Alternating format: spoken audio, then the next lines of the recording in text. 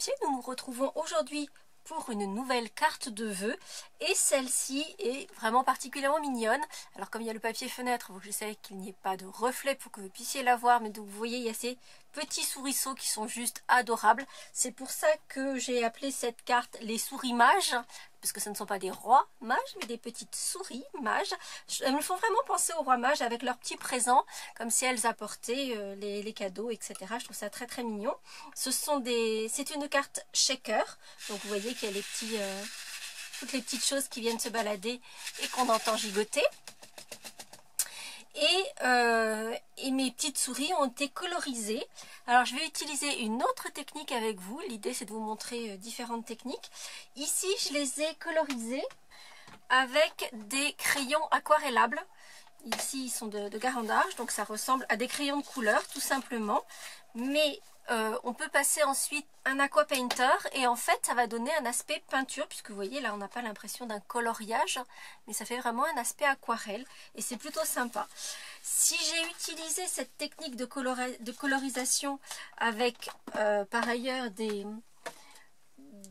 un article qui ne vient pas de Stampin' Up, ça n'est pas complètement innocent, je vous l'avoue, parce que le catalogue du printemps peut-être vous réserver quelques surprises.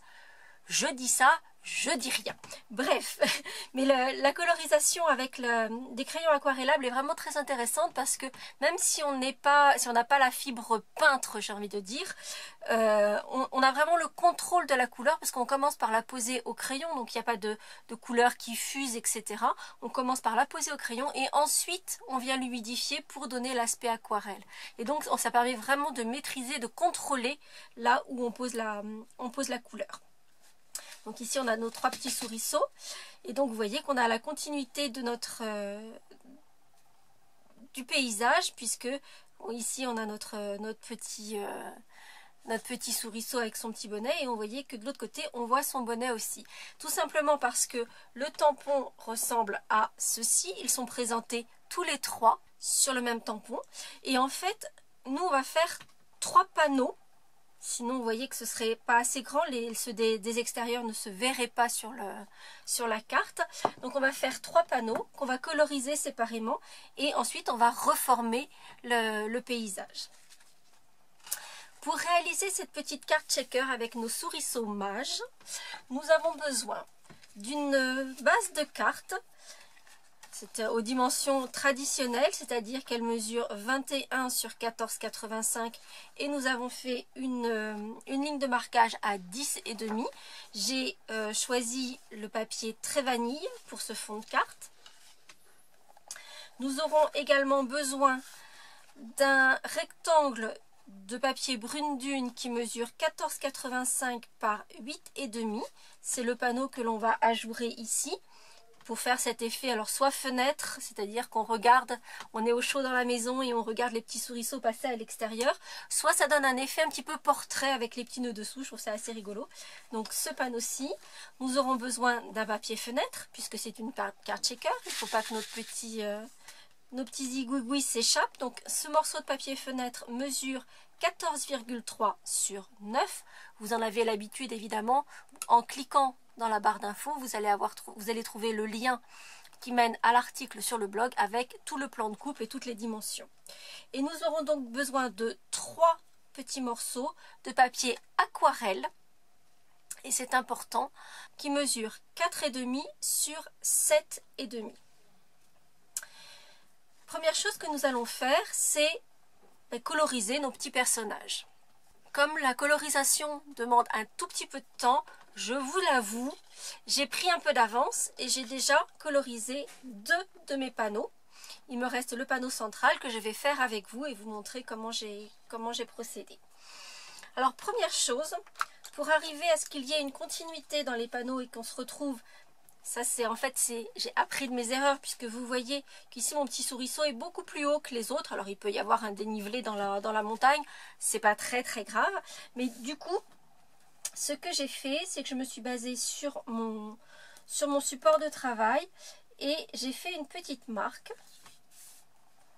Et cette petite marque va me servir à positionner le bas de mon tampon. Donc je sais que le bas de mon tampon doit arriver sur cette petite marque pour qu'ensuite tous mes souriceaux soient à peu près à la même hauteur. Alors quand on utilise des systèmes de colorisation comme ça, qui en plus font intervenir de l'eau, il est important que vous utilisiez une encre qui ne se dilue pas à l'eau. Donc toutes nos encres classiques ne vont pas convenir. Il vous faut soit notre encre d'archive qui elle est parfaite, soit une encre style Memento par exemple. Donc je vais commencer par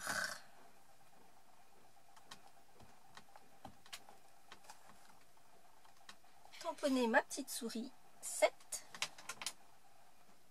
et je vais donc la tamponner à peu près à la même hauteur que mes panneaux précédents en me servant de mon petit guide.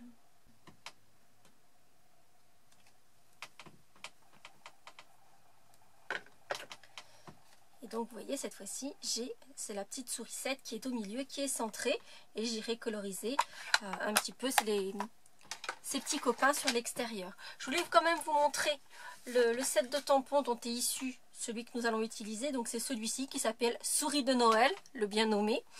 Donc c'est ces 3 petites sourissettes qui sont super mignonnes que nous allons utiliser. Leurs grands copains sont super sympas aussi, avec les petits carolers comme on les appelle, c'est-à-dire les petits chanteurs de chorale qui vont de rue en rue porter les notes de Noël.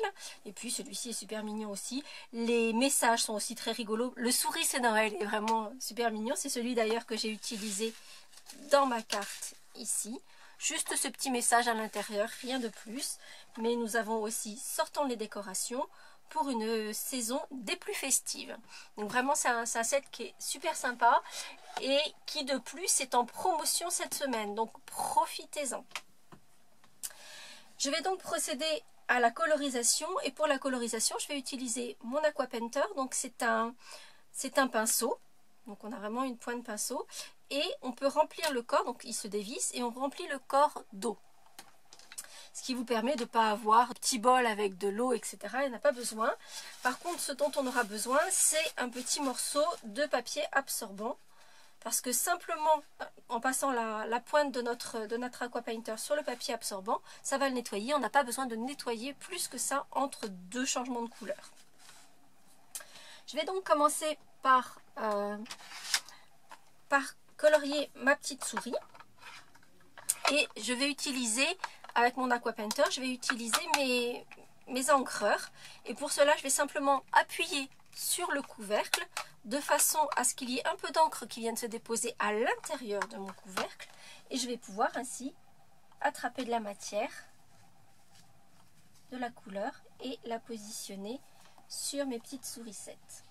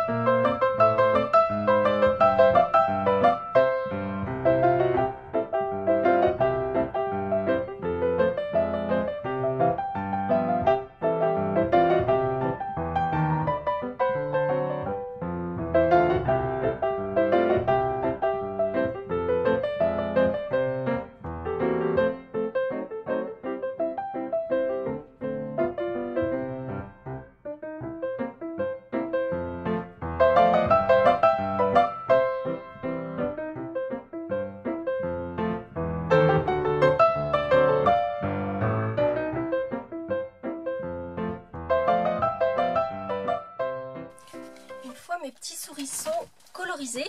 Alors, pour vous donner quelques petites astuces quant à la colorisation façon aquarelle. D'abord, comme vous avez pu le voir, en fait, il y a des endroits où la couleur est plus chargée et d'autres où la couleur l'est moins. En fait, il va falloir que vous décidiez d'où vient la lumière sur votre projet. Là, en l'occurrence, moi, je me suis dit qu'ils allaient faire la lumière, quelque chose qui était éclairé, donc la lumière venait de devant. C'est la raison pour laquelle on va avoir les devants des vêtements, par exemple, qui sont plus clairs que l'arrière. de la même façon sur les visages, etc. Et l'autre chose, l'autre petite astuce, c'est surtout quand, par exemple pour le fond, entre la partie de la neige en bas et la partie de ciel, vous avez pu le remarquer, j'ai séché mon dessin avant de passer à l'autre couleur. C'est la même chose par exemple sur la boule de Noël. J'ai pas fait les deux couleurs tout de suite l'une après l'autre, j'ai attendu que le bleu sèche avant d'y mettre le jaune, sinon ben, les couleurs vont se fondre. Si le papier est détrempé, les couleurs vont se fondre et on n'aura plus la distinction entre les couleurs. Donc si vous voulez passer tout de suite d'une couleur à l'autre, pensez bien à sécher votre papier, éventuellement donc avec un pistolet chauffant, ça vous fait gagner du temps. Pour apporter quelques petites touches à mon petit souriceau, comme vous avez pu le voir ici avec un stylo gel blanc, je vais faire des petits flocons de neige et je vais également apporter un petit peu de fête, comme je l'ai fait sur mes deux premiers panneaux, en mettant du pinceau Wink of Stella, donc un petit peu de paillettes, et j'ai mis mes paillettes sur les rubans de mon cadeau, sur les petites ampoules de la guirlande lumineuse, et je vais en mettre également donc sur la petite boule éclairée, le petit lampion, je ne sais pas exactement ce que c'est, mais donc je vais en mettre sur ces trois éléments là.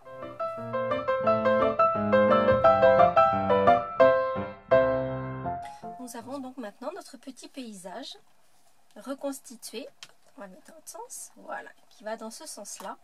Vous voyez, si on met notre petite sourisette comme ça, on retrouve tout le paysage. Nous allons maintenant procéder à la base de la carte. Donc à commencer par notre panneau, qui est un peu comme si c'était le mur dans lequel on va découper nos fenêtres. Et on va commencer par ancrer ce mur. Et donc j'ai pris un effet bois avec notre grand tampon de fond qui s'appelle Hardwood. Donc ça fait des grandes planches de bois.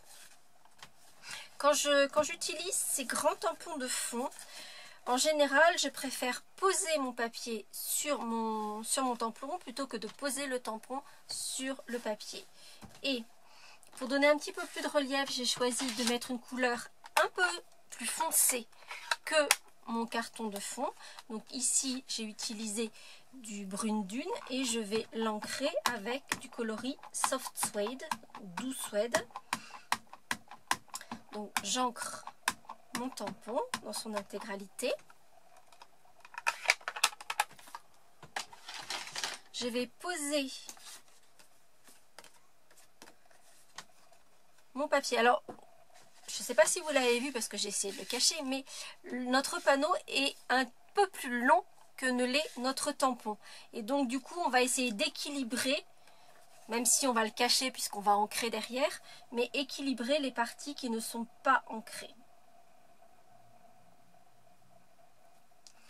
Une fois que j'ai positionné mon carton, je vais prendre simplement un morceau de papier, du papier imprimante, quelque chose vraiment de tout simple, pour bien appuyer partout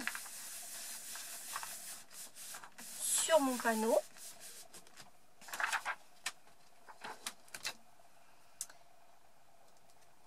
Et j'ai donc mon mur avec les lattes de bois. On va ensuite faire quelques petits repères pour que nos fenêtres soient bien équilibrées dans notre panneau. Et en l'occurrence, on va d'abord faire une ligne. Donc là encore, je me sers de mon espace de travail. C'est vraiment la solution la plus simple. Ça évite de calculer, etc. Et je vais donc faire une ligne à 1 cm du bord supérieur. Puis je vais faire des repères à 2 cm et demi, 7 cm et demi et 12 cm et demi. En fait, ça va me permettre de caler mes découpes. Pour les découpes des fenêtres, je vais utiliser notre pyramide d'ovale et je vais utiliser le troisième en partant du plus petit. Et je vais positionner mon ovale. Alors, celui du centre, je vais le positionner bien sur la marque à 7,5 que j'ai faite et sur la marque à 1 cm du bord. Pour ceux de l'extérieur, les marques que j'ai faites me servent de repère, mais en fait je vais les faire un petit peu plus à l'intérieur.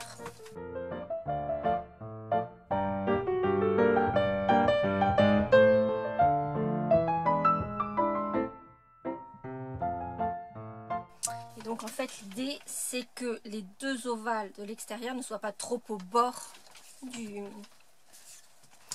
panneau de papier. Et comme je l'ai fait sur mon prototype, je vais ancrer le pourtour et également le pourtour de mes ouvertures avec l'encre douce fête que j'ai utilisée pour l'ancrage façon planche.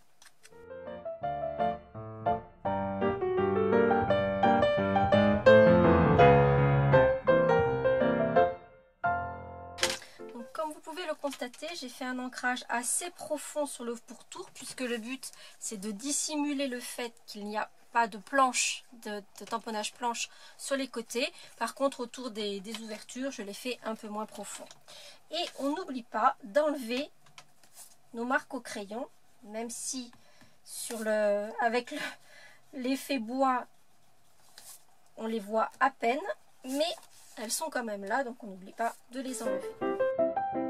On va ensuite se faire quelques petites marques également à l'envers de notre panneau avec les ouvertures, simplement pour pouvoir bien caler nos adhésifs. Donc là encore, je me base sur mon espace de travail et je vais d'abord faire une marque à 1,5 cm du haut du panneau.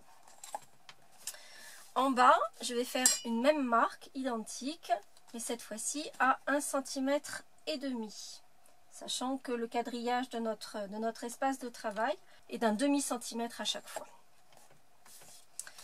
Je vais également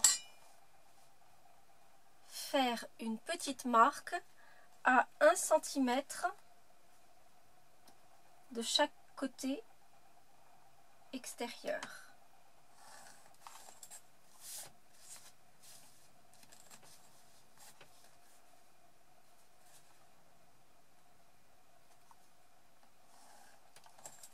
Voilà, donc en fait, j'ai simplement des repères qui vont ensuite me permettre de bien positionner mes bandes de mousse adhésif.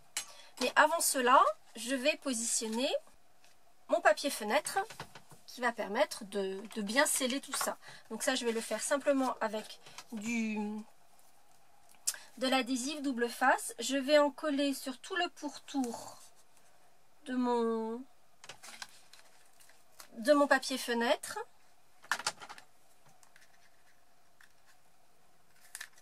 Et je vais également en placer sur mon panneau entre les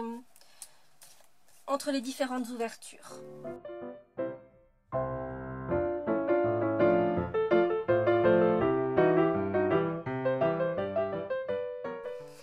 Et on va coller notre papier fenêtre sur notre panneau avec les ouvertures.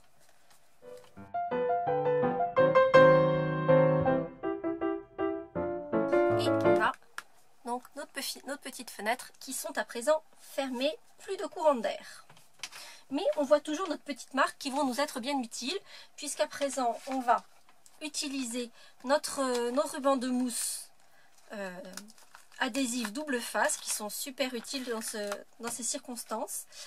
Et on va les positionner sur le pourtour, les marques que l'on vient de se faire, et également on va en positionner comme pour l'adhésif double face, on va en positionner au milieu.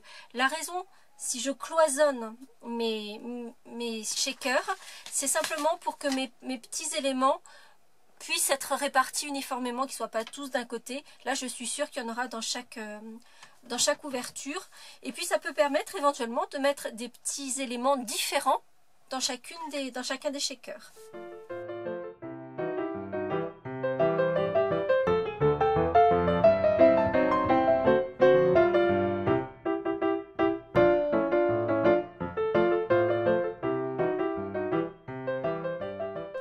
ces morceaux d'adhésif que l'on pose au milieu vont également nous servir quelque part comme de tasseaux pour pouvoir mettre nos petites images. Donc vous voyez, elles vont être maintenues, et sur celle qui ne touchera pas les tasseaux, par exemple si on met celle de droite et celle de gauche, celle du milieu n'aura pas de tasseaux, et donc on va repositionner un peu d'adhésif double face sur les côtés pour que cette image soit également maintenue.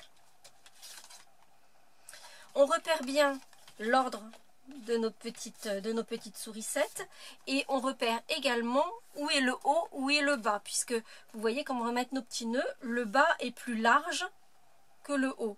Donc on fait bien attention à savoir où positionner chacun de nos petits personnages, et mon conseil, c'est de les mettre chacun au-dessus de leur espace. Donc voilà, je sais que chacun va venir ici, et comme ça je vais pouvoir les positionner. Donc je vais les coller, comme je vous ai dit, en rajoutant de l'adhésif double face sur le panneau, qui ne touchera pas directement ces tasseaux de mousse.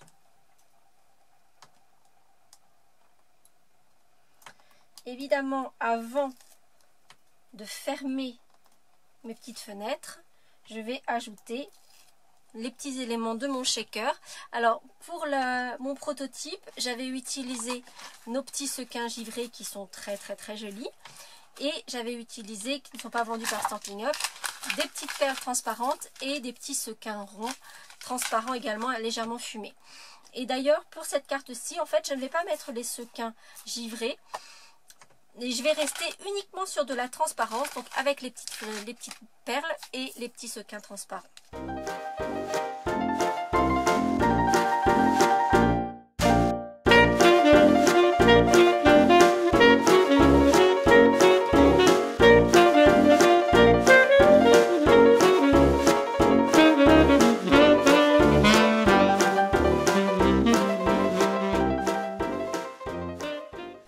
J'ajoute 2 bandes d'adhésif double face sur les extrémités.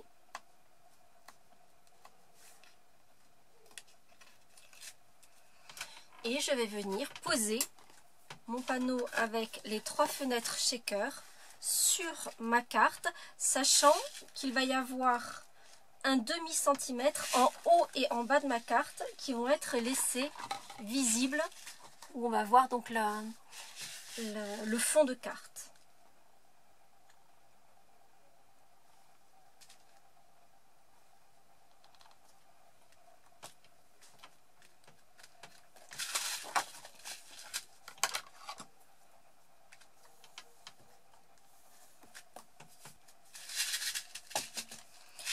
Donc voici mes petits souriceaux dans la neige avec tous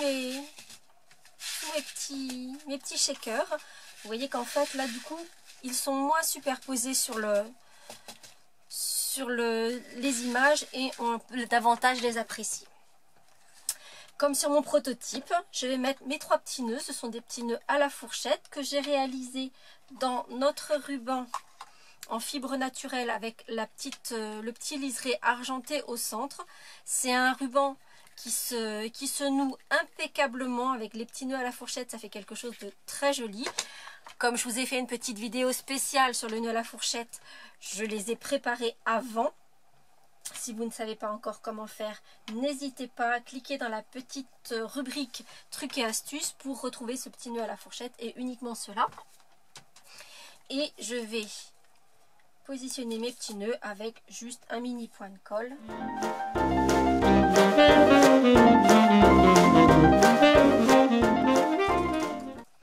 Mes petits nœuds sont positionnés, il ne reste plus qu'à mettre le message « Souris, c'est Noël ». Comme vous pouvez le voir là, je vais le tamponner avec l'encre 12 Suède, puisque c'est celle que l'on retrouve sur le devant de ma carte. Alors là encore, on a un petit message. La probabilité de ne pas le tamponner droit est quand même assez importante. Alors on peut le faire avec un positionneur, ça c'est effectivement, ça fonctionnera tout à fait, mais avec simplement un réglet, donc il vous faut une règle qui soit bien plate, pas quelque chose qui soit épais, ça c'est sûr. on va là encore se servir de notre espace de travail, de notre papier quadrillé. On va bien aligner notre carte et on va décider où on veut positionner notre message. On va ancrer le tampon. Et en fait, on va se positionner juste au-dessus.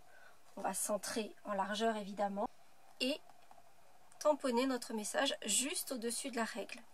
Et ainsi, on est sûr d'avoir quelque chose de bien droit. Petite astuce du jour. Et voici donc nos petits souriceaux mages, colorisés avec des crayons aquarellables ou avec notre Aqua Painter et nos encres classiques.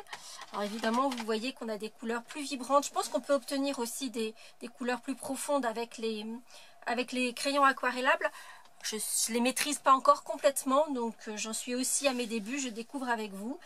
Mais je trouve que ça donne vraiment quelque chose de super mignon. Ces petits souriceaux sont juste à croquer. Vous avez pu remarquer que la technique qui permet là encore de se repérer sur le papier quadrillé permet d'avoir un joli paysage qui se continue bien et pas avoir des montagnes russes. Donc ça peut être intéressant. Là encore, c'est une astuce. Et je trouve que ça fait vraiment une carte très très mignonne. J'espère que cette carte vous plaira à vous également. Si c'est le cas, vous n'hésitez pas, vous nous mettez toujours un petit pouce en l'air. N'hésitez pas à me mettre vos messages qui me font toujours énormément plaisir. Et je vous donne rendez-vous très vite pour un nouveau projet. À bientôt.